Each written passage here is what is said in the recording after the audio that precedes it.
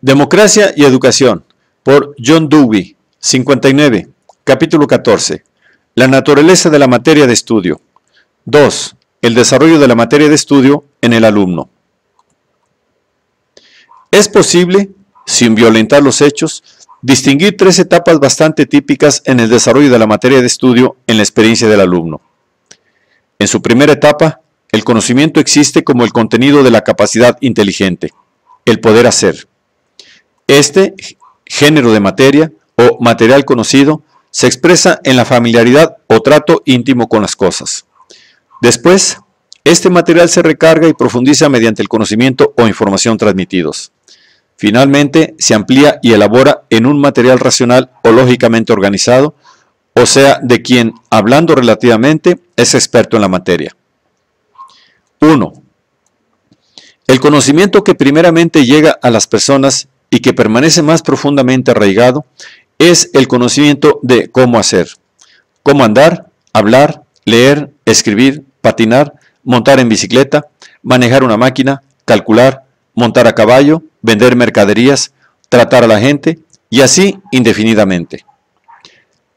La tendencia popular a considerar los actos instintivos que se adaptan a un fin como una especie de conocimiento milagroso, por injustificable que sea, es una prueba de la intensa tendencia a identificar el control inteligente de los medios de acción con el conocimiento.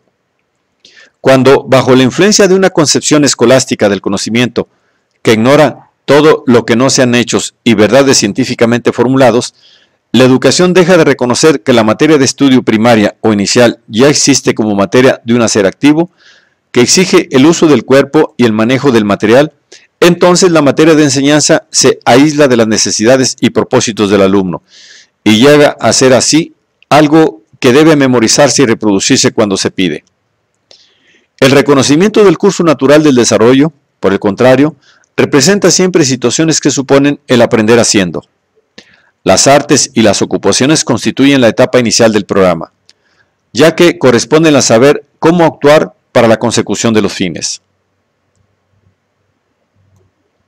Las expresiones populares que designan al conocimiento han conservado su conexión con la capacidad para la acción que han perdido las filosofías académicas. Saber y poder son palabras afines. La atención significa cuidar de una cosa, en el sentido tanto del afecto como de preocuparse de su prosperidad.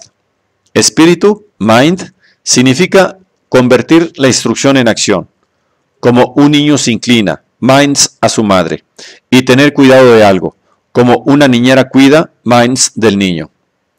Ser cuidadoso, considerado, significa atender a las aspiraciones de los demás.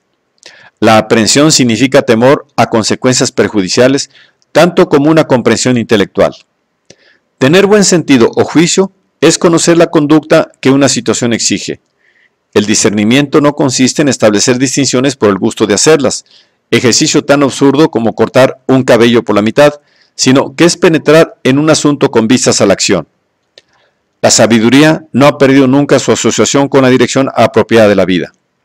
Solo en la educación y nunca en la vida del agricultor, del marino, del comerciante, del médico o del experimentador de laboratorio, significa el conocimiento primariamente un depósito de información separado de la acción. El tener que hacer con cosas de un modo inteligente produce conocimiento o familiaridad con ellas.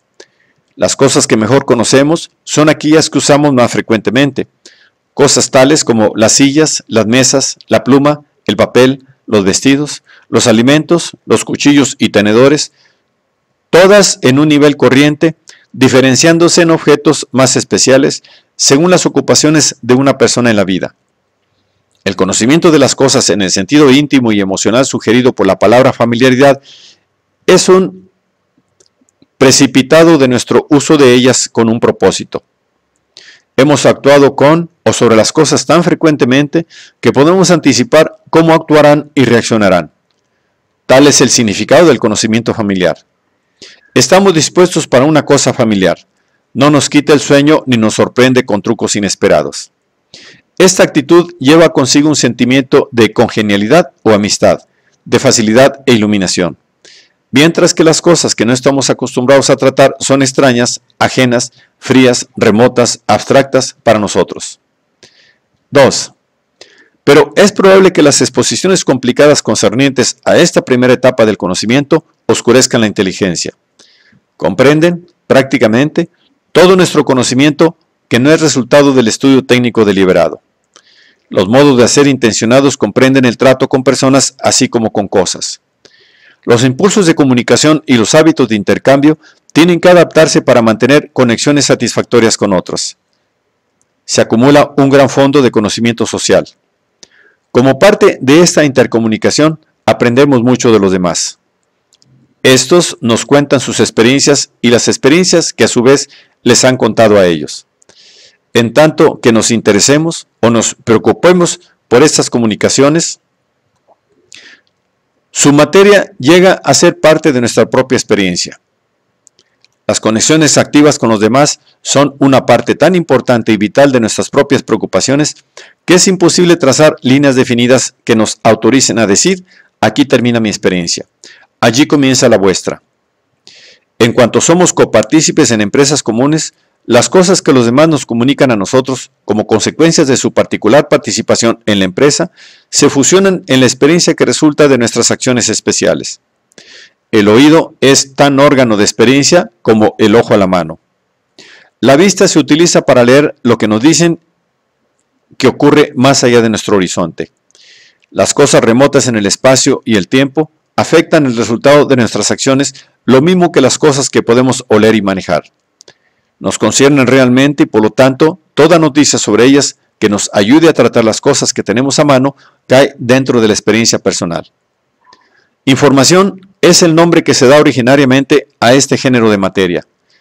El lugar de la comunicación en el hacer personal nos proporciona un criterio para juzgar el valor del material informativo en la escuela.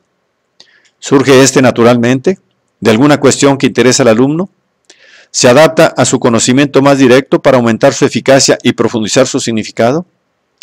Si satisface estas dos exigencias, es educativo. La cantidad oída o leída no tiene importancia. Claro es que cuanto más, mejor, con tal que el alumno tenga necesidad de ella y pueda aplicarla a alguna situación propia. Pero no es tan fácil satisfacer estas exigencias en la práctica real como formularlas en teoría.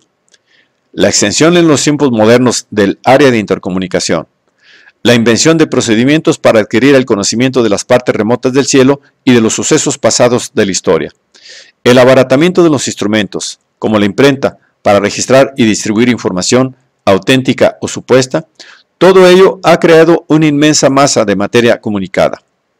Es mucho más fácil inundar al alumno con ello que elaborarlo en su experiencia directa. Con sobrada frecuencia constituye otro mundo del conocimiento personal. El único problema del alumno es aprender, con propósitos escolares de repetición y promoción, las partes constitutivas de este mundo extraño. Probablemente la interpretación más importante del conocimiento de palabras, y para la mayor parte de las personas en la actualidad, es el caudal de hechos y verdades descubiertos por otros. El material que se encuentra en las filas y filas de atlas, enciclopedias, historias, biografías, libros de viajes y tratados científicos en los estantes de las bibliotecas.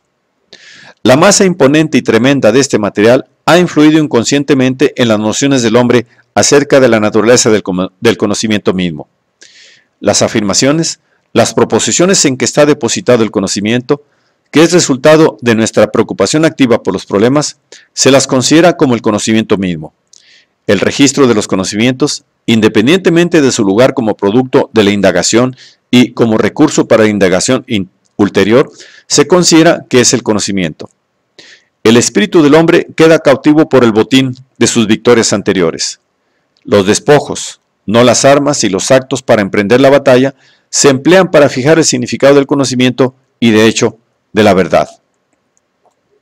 Si esta identificación del conocimiento con los propósitos que expresan información se ha afirmado hoy en los lógicos y filósofos, no es sorprendente que el mismo ideal haya dominado a la instrucción.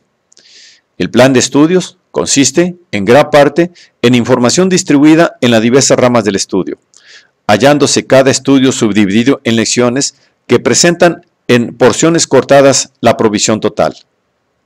En el siglo XVII, esta provisión era aún lo bastante pequeña para que los hombres formularan el ideal de un completo dominio enciclopédico de ella. es ahora tan abultada que es evidente la imposibilidad de que ningún hombre llegue a poseerla. Pero el ideal educativo no ha sido muy afectado por eso. La adquisición de una pequeña cantidad de información en cada rama del saber, o al menos en un grupo selecto de él, sigue siendo el principio por el cual se forma el programa desde la escuela primaria a la universidad. Las porciones más fáciles se asignan a los primeros años y las más difíciles a los últimos. De este estado de cosas se derivan las lamentaciones de los educadores de que el aprender no influye en el carácter ni afecta la conducta. Derivan las protestas contra el trabajo memorista, contra la preparación apresurada, contra la preocupación atomística por los hechos, contra la devoción por las distinciones sutiles y las normas y principios mal comprendidos. El conocimiento, que es principalmente de segunda mano, el conocimiento de los demás hombres, tiende a convertirse en meramente verbal. No hay objeción a la información que esté revestida con palabras. La comunicación tiene lugar necesariamente con ellas. Pero en la medida en que lo que comunica no puede organizarse en la experiencia existente del alumno, se convierte en meras palabras. Esto es, en puros estímulos sensoriales carentes de sentido. Entonces actúa para provocar reacciones mecánicas, como capacidad de usar los órganos vocales para repetir afirmaciones o la mano para escribir o hacer resúmenes. Estar informado es estar situado, es tener a su disposición la materia de estudio necesaria para tratar eficazmente un problema y para dar mayor significación a la búsqueda de la solución y a la solución misma. El conocimiento informativo es el material que puede considerarse como dado, establecido y asegurado en una situación dudosa. Es una especie de puente para el espíritu en su paso de la duda al descubrimiento. Desempeña la función de un intermediario intelectual. Condensa y registra en forma utilizable los resultados netos de las experiencias anteriores de la humanidad como un procedimiento para realzar el sentido de las nuevas experiencias. Cuando se nos dice que Bruto asesinó a César, o que la longitud del año es de 365 días, o que la relación del diámetro del círculo con su circunferencia es de 3.1416, recibimos lo que en efecto es conocimiento para los demás, pero para nosotros es un estímulo para conocer. Nuestra adquisición de conocimiento depende de nuestra respuesta a lo que se nos comunica.